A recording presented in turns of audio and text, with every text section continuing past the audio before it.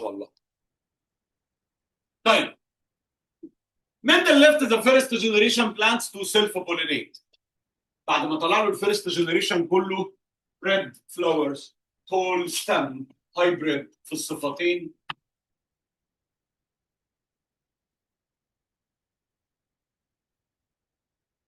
كانت نتيجه السيلف بولينيشن ده ان طلع له 4 فينوتايبس تول ستام وذ ريد فلاورز وعددهم 9.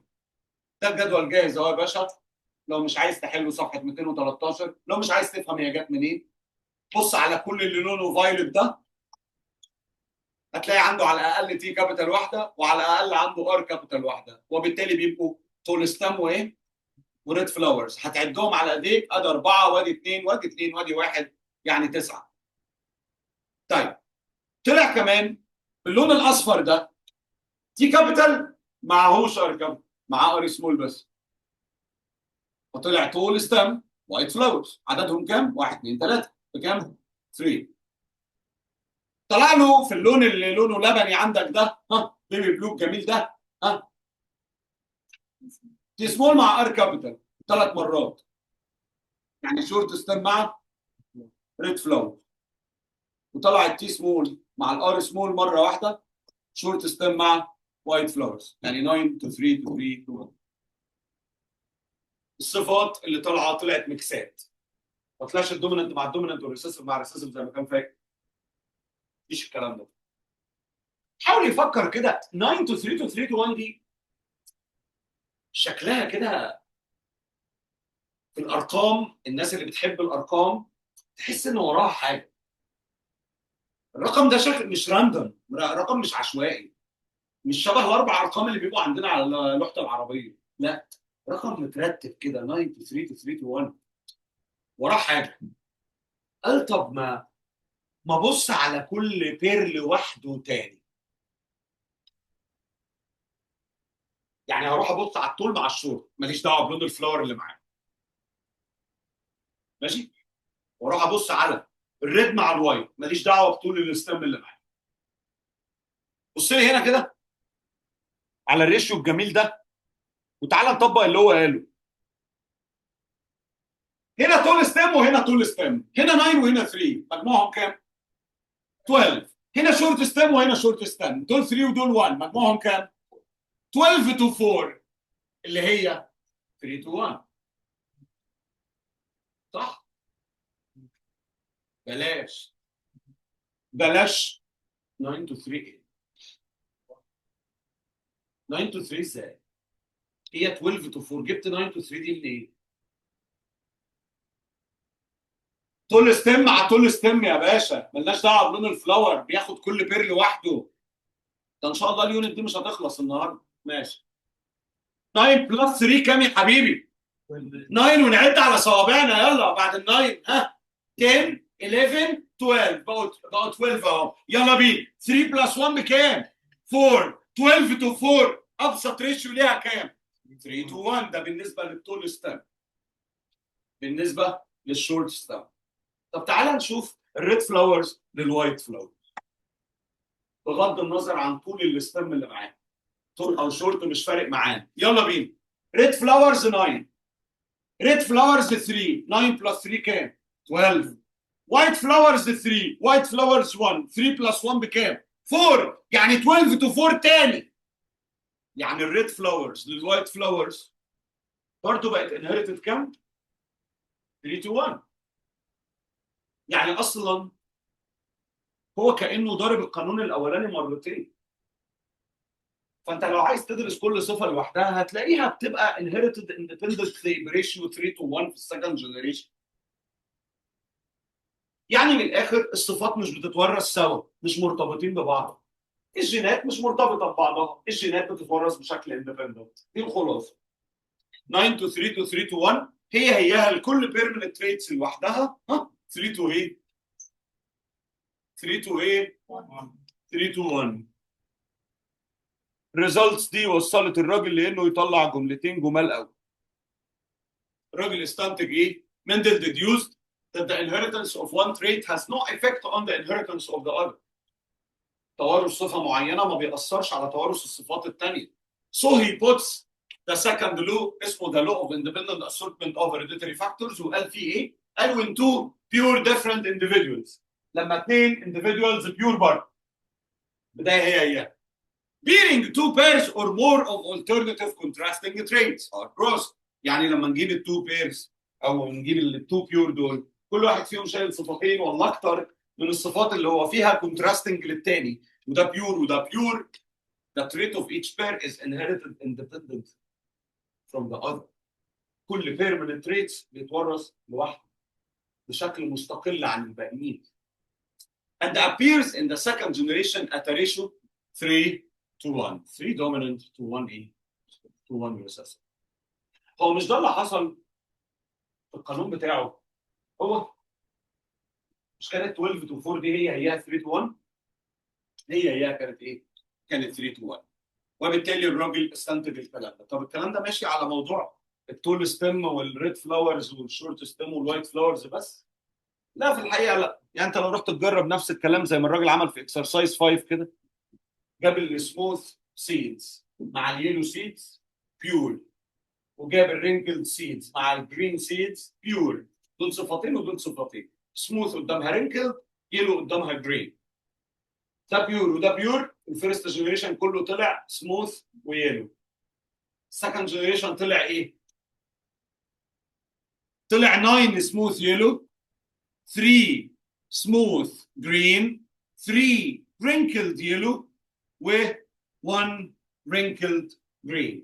9 to 3 to 3 to 1. نفس الجدول بحروف ثانيه بنفس الريشيو، اللي لما تيجي تبسطه هتلاقي ان السموث للرينكلد طلعت 12 to 4 اللي هي 3 to 1، وان الجرين واليلو كانت برضه 12 to 4 يعني 3 to 1. يعني توارث الصفه دي ملوش علاقه بتوارث الصفه دي، وان كل واحده فيهم في السكند جنريشن بتطلع بريشيو كام؟ 3 to 1. طيب يا مستر، هي كل المسائل هتيجي كده؟ في الحقيقه لا. ممكن الراجل في الامتحان يطلب منك الحته دي بس، يقول لك ايه اللي هيحصل لما نعمل كروسنج لبلانت عنده طول ستيم وجرين بودز مع بلانت عنده شورت ستيم ويلو بودز. انت شاطر وعارف ان الطول ستيم ده دوميننت تريت، الجرين بود برضه دوميننت تريت، يبقى ده تي كابيتال تي كابيتال جي كابيتال جي كابيتال. وطالما تي كابيتال تي كابيتال جي كابيتال جي كابيتال، يبقى ما يكونش غير نوع واحد بس من الجاميتس اسمه ايه؟ تي كابيتال جي كابيتال. كل الجاميتس هيبقى فيها يا التي كابيتال معاها جي كابيتال، لان هو ما عندوش جينات ثانيه، صح؟ هيجيب حروف ثانيه منين؟ هيجيب الجينات الريسيسيف منين؟ هو ما عندوش جينات ريسيسيف، كل جيناته دوميننت، فالجاميتس بتاعته دايما هيبقى فيها تي كابيتال وجي كابيتال. نفس الموضوع بالنسبه للتي سمول، تي سمول جي سمول جي سمول، برضه ما بيكونش غير نوع واحد بس من الجاميتس اسمه تي سمول ايه؟ جي سمول. فدايما الفيرست جنريشن ده هيطلع تي كابيتال تي سمول جي كابيتال جي سمول، كله طول ستم جرين بول. ممكن يقف هنا ما يقولكش اعمل سكند جنريشن، وممكن يجي يقول لك ايه اللي هيحصل لو عملنا سيلف بولينيشن لده، بس كده يجيب لك التي كابيتال تي سمول جي كابيتال جي سمول ويقول لك يلا قول لي ايه اللي هيحصل لما نعمل له سيلف بولينيشن. تقوم تضطر حضرتك اسفا انك تعمل له نفس الجدول بس بحروف مختلفه. نفس الجدول اللي هو تي كابيتال جي كابيتال تي كابيتال جي سمول تي سمول جي كابيتال تي سمول جي سمول، هنا وهنا 4 في 4 هيطلع لك ايه؟ هيطلع لك 9 تول جرين، هيطلع لك 3 تول يلو، هيطلع لك 3 شورت جرين، وهيطلع لك 1 شورت يلو. 9 to 3 to 3 to 1. هتاخد التول للشورت هتلاقيهم 12 to 4 يعني 3 to 1. هتاخد الجرين لليلو هتلاقيهم 12 to 4 يعني برضو ايه؟ 3 to 1.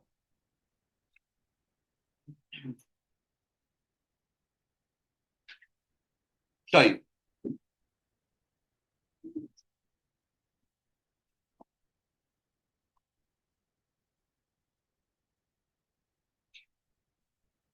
ممكن مساله الوراثه اللي هتجي لك على القانون الثاني تبقى ببساطه المساله دي. في الحقيقه مساله بسيطه للي بيفهم، لكن اللي يحب يعقد نفسه في الحقيقه هيبقى دايما مستني ان اي مساله على القانون الثاني لازم يعمل فيها الجدول العظيم ده، وده في الحقيقه مش صح.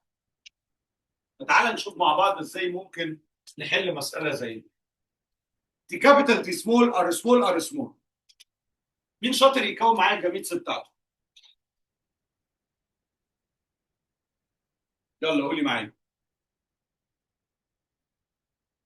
هو الراجل هنا مديني تي كابيتال ار سمول. حلو. انت بتقولي تي سمول ار سمول. هل في احتمال تاني؟ مستر مش انت قلت ان احنا بنكون 4 انواع من الجاميتس؟ ده لما يبقى هايبرد في الصفتين، انما ده مش هايبرد في الصفتين، ده هايبرد في صفه واحده. بمعنى ايه؟ بمعنى ان انت لو جيت تطبق قاعدتي اللي قلتها لك من شويه، الاولاني مع الاولاني وبعدين الاولاني مع الثاني، هتلاقي ان الاثنين زي بعض. الاثنين تي كابيتال ار سمول، فبنكتب منهم واحد. ركز بقى. طب لما اجي ابص على الثاني مع الاولاني والثاني مع الثاني، يبقى دايما هيبقى تي سمول ومعاه ار سمول، يبقى برضو هكتب منهم واحد. يعني انا مش محتاج اكتب 4. اكتب هنا تي كابيتال ار سمول وهنا تي سمول ار سمول. شكرا. طب الناحيه الثانيه، مين يقول معايا الجميل بنفس الطريقه؟ ها قول. تي سمول ار كابيتال. حلو. الاولاني تي سمول ار كابيتال، جدع. هيجي ياخد الثانيه برضو تي سمول ار كابيتال، فانا هكتبها مره واحده. ماشي. وبعدين هو كاتب لي تي سمول ار سمول. هل في انواع ثانيه من الجاميتس؟ لا، ده هيكون نوعين بس، يا تي سمول معاها ار كابيتال يا تي سمول معاها ار سمول. ليه؟ ما كل الجينات حرف التي بتاعتي كلها تي سمول، شبه بعض. هل العمر ده هيبقى عنده تي كابيتال؟ ابدا. هيجيب تي كابيتال منين؟ إيه؟ يبقى هنا تي كابيتال ار سمول، هنا تي سمول ار سمول، هنا تي سمول ار كابيتال، هنا تي سمول ار سمول. يلا بينا. اول حاجه خالص، تي كابيتال ار سمول مع تي سمول ار كابيتال، يطلع لي تي كابيتال تي سمول ار كابيتال ار سمول. يطلع ايه؟ تول ريد. صح؟ هيطلع ايه؟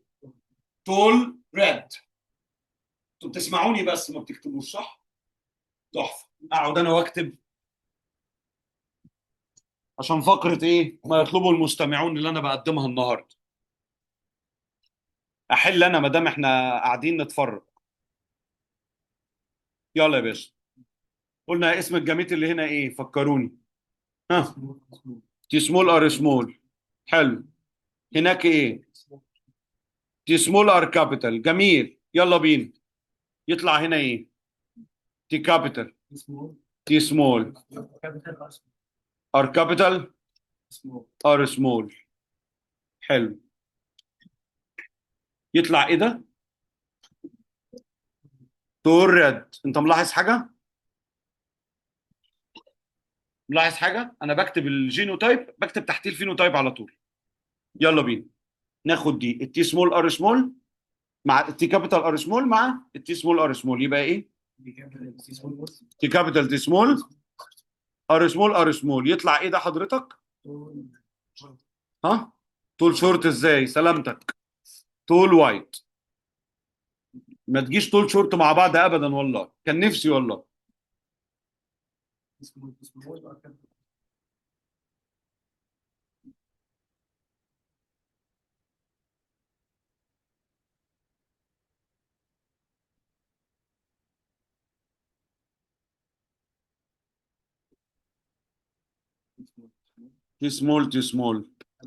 ار كابيتال ار سمول. في حد نفسه يقول لي يا مستر مش المفروض بقى نحط الار كابيتال في الاول خالص؟ اقول له يا باشا حط الار كابيتال الاول، ده هي جت في البير بتاعها الاول.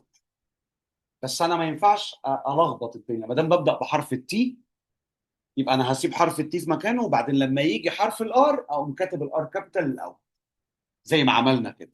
ماشي؟ محدش يلخفني والنبي يكتب لي مره التي الاول ومره الار الاول، يعني يرجع يقول لي يا مستر اصل انا اتلخبطت. ده يطلع ايه يا اخوانا؟ شورت ريد. حلو. اخر واحد تي سمول تي سمول ار سمول ار سمول. تي سمول تي سمول ار سمول ار سمول. ده يطلع ايه؟ يطلع ايه؟ شورت وايت. مين شاطر يطلع لي الريشيو هنا؟ مين بيعرف يعد على قد ايه؟ 3 to 1. الهي تولع بجاز. الفكره بتاعت 3 to 1 دي اللي هو ازاي يا بني ادم عملتها 3 to 1.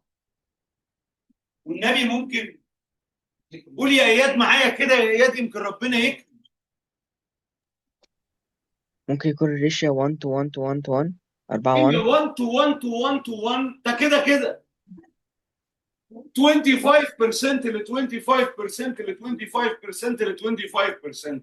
الاستاذ بتاع 3 to 1 ده حافظ مش فاهم، مش قاعد معانا اصلا يا فندم. 3 to 1 لما يبقوا طالعين 3 ليهم نفس الفينوتايب، امال انا قاعد اكتب تحت الجينوتايب كل فينوتايب ليه؟ ليه؟ تقول ريد طلع منه تاني؟ لا يبقى 1. تول وايت طلع من خلقته تاني؟ ابدا يبقى 1. شورت ريد مفيش غيره يبقى 1. شورت وايت مفيش غيره يبقى 1. يبقى الريشيو 1 to 1 to 1 to 1. ليه ما طلعتش 3 to 1؟ ليه ما طلعتش 9 to 3 to 3 to 1؟ لأن كل حالة وراثية بتعتمد على الجينوتايب بتاع البيرنت. هو مديك البيرنتس دول، يعني تكون الجميتس بتاعت البيرنتس دول، يعني تطلع الاوف سبرينج بتاع البيرنتس دول، يعني تطلع الريشيو الخاص بالبيرنتس دول. ما بنجودش وما بنألفش.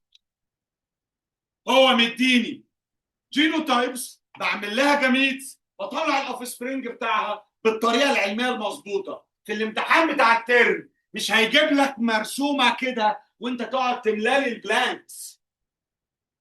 هيديك الكلمتين مكتوبين في اول الدرس او في اول المساله بالشكل اللي حضرتك هتشوفه ده.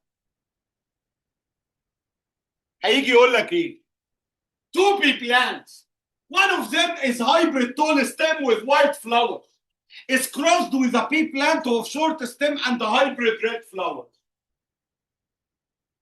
Explain on genetic basis and mention the ratio of the produced individuals in the first generation. اتفضل يا باشا بألف أنا وشايفك. ترجم انت الانجليزي ده بقى لحروف، وبعد ما تترجموا الحروف طلع بعد الجينوتايب بتاع كل واحد طلع الجميتس. بكلمه يومها عشان يطلع لك الجميتس يا معلم، عشان ساعتها ان شاء الله بعد ما طلعنا الجميتس نعرف نعمل الكروسنج، يا رب نعمله صح فما يبقاش تو بولينج جرينز خبطوا في بعض، عشان ما اسمعش وايت مع ريد مع بعض وشورت مع تول مع بعض والحاجات العجيبه اللي بتحصل دي. اقول لكم على حاجه، انتوا زي الفل.